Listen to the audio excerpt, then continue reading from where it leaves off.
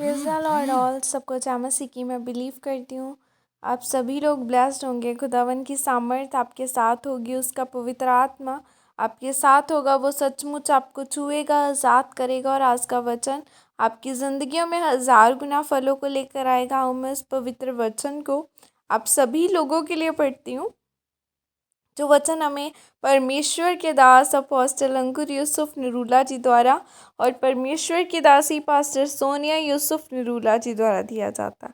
आओ मैं जिंदा वचन को आपके लिए पढ़ती हूँ। परमेश्वर के साथ संपर्क में रहें, जैसे कि पवित्र बाइबल उत्पत्ति 28 की 12 आयत में लिखा है। तब उसने सपन में क्या देखा कि एक सीढ़ी पृथ्वी पर खड़ी है और उसका सिरा स्वर्ग तक पहुंचा है और परमेश्वर के दूत उस पर से चढ़ते उतरते हैं। आमीन। मेरे प्रियो, जब याकूब अपने भाई से धोखा करके अपने पिता की आशीष को लेकर अपने मामा के घर भागने लगा, तो रास्ते में जब अकेला था तो वह सो गया और सोते ही उसने क्या देखा कि धरती से स्वर्ग तक एक सीढ़ी है और स्वर्गदूत सीढ़ी से उतर रहे हैं और चढ़ रहे हैं। और परमेश्वर ने याकूब से कहा कि मैं तेरा परमेश्वर हूँ और यह नगर मैं तुझे दूंगा और इस नगर और इस देश में मैं तुझे वापस लेकर आऊँगा। मैं तेरा परमेश्वर ठहरूंगा। फिर वह उठा और उसने पत्थर रखकर खंबा बनाया और उस पर तेल डाल दिया, ताकि उसे याद रहे कि उसे वहाँ दर्शन मिला था। फिर उसने उस स्थान का नाम बेतेल रखा। तब याकूब ने यह मन्नत मांगी, यदि परमेश्वर मेरे संग रहकर इस यात्रा में मेरी रक्षा करे और मुझे खाने के लिए रोटी और पहनने के लिए कपड़ा दे और मैं अपने पिता के घर से कुशल से लौट जाऊं, तो यहोवा मेरा परमेश्वर ठहरेगा और जो कुछ तू मुझे दे उसका दशवांश मैं अवश्य तुझे दूंगा। परमेश्वर ने उसे कहा कि मैं तेरे वंश को भूमि से किनको से के समान कर दूंगा और मैं यह सारा देश तुझे और तेरे वंश को दूंगा। फिर मैं तुझे इस देश में वापस ले आऊंगा। यहाँ पर परमेश्वर याकूब को वापस लेकर आने की बात क्यों कर रहा है? परमेश्वर अगर वह देश देना चाहे तो अभी भी दे सकता था, लेकिन परमेश्वर ने यह अनुमति दी कि याकूब उस देश से निकले और अपने मामा के घर में रहे, क्योंकि याकूब का चरित्र अभी उस आशीष के काबिल नहीं था। वह धोखा देने वाला था, उसकी माँ की झूठी बातों पर विश्वास किया था, उसने पिता के सामने झूठ बोला। उसे आशीष तो मिल गई, लेकिन उसके सामने श्राप भी था और उसे अपने माता पिता को छोड़कर जाना पड़ा। उसकी माँ की मृत्यु हो गई। बहुत सारी चीज़ें उसके साथ घटी, क्योंकि उसने परमेश्वर के वचन को अपने जीवन का आधार नहीं बनाया। याकूब अपने मामे के घर में 20 साल तक भेड़ बकरियों को चराता रहा। फिर परमेश्वर ने कहा, अब तू वापस चला जा।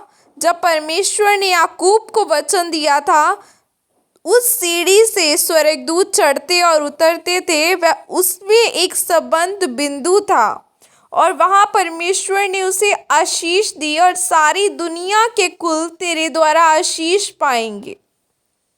जब आप इंसान के डीएनए को देखें, वह सीढ़ी की तरह शेप आकार में है और जब परमेश्वर ने याकूब को दर्शन दिया तो वह सीढ़ी की शेप में था।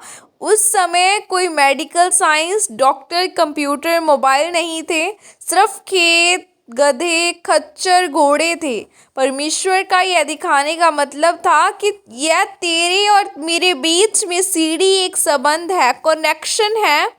तू उस देश में जाएगा जिसे मैंने तुम्हें देने का वायदा किया है, ताकि तू मेरे ऊपर निर्भर रहना सीखे। तो यह सीढ़ी जो तेरे और मेरे बीच में संपर्क करती है, तब मैं तुझे छुटकारा देना शुरू करूँगा, तुझे आज़ाद करूँगा। मेरे प्रियो, आपका डीएनए एक सीढ़ी के समान है।